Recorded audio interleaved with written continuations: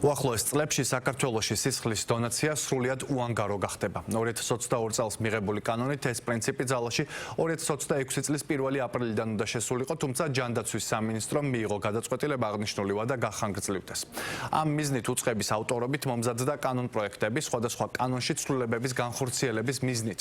როგორც დღეს ჯანდაცვის კომიტეტზე მინისტრის მოადგილე მირინე წაქაძემ განმარტა, საქართველოში სისხლის უანგარო დონორობა მთლიანი დონაციის 45-50% შეადგენს, რაც იმას ნიშნავს, რომ ქვეყანა უახლოეს მომავალში სრულად უანგარობის პრინციპზე გადასასვლელად მზად არ არის.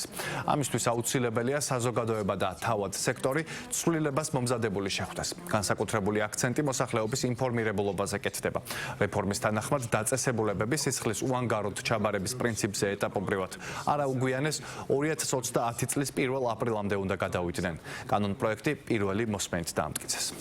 უანგარო დონაციის პრინციპზე გადასვლა 100%-ით უანგარო დონაციას გულისხმობ ძალიან მნიშვნელოვანია, იმიტომ რომ ეს მსოფლიოში არის აღიარებული ოქროს სტანდარტად და უანგარო დონაცია არის ზოგადად გარანტი იმისა, რომ უსაფრთხო სისხლთან და გვექნება საქმე და პაციენტის სიცოცხლეს და ჯანმრთელობას, ისევე როგორც სხვათა შორის დონორის სიცოცხლეს და ჯანმრთელობას არ შეექმნება საფრთხე. ეს მოხდება ეტაპობრივად და ეს ეტაპობრიობა, დონაციების საერთაოდენობასთან უანგარო დონაციების ხვედრითი წონა სალიცენზიო პირობებით განისაზღვრება და სისხლის დაწესებულებები ვალდებული იქნებიან, რომ დააკმაყოფილონ ეს სალიცენზიო პირობები.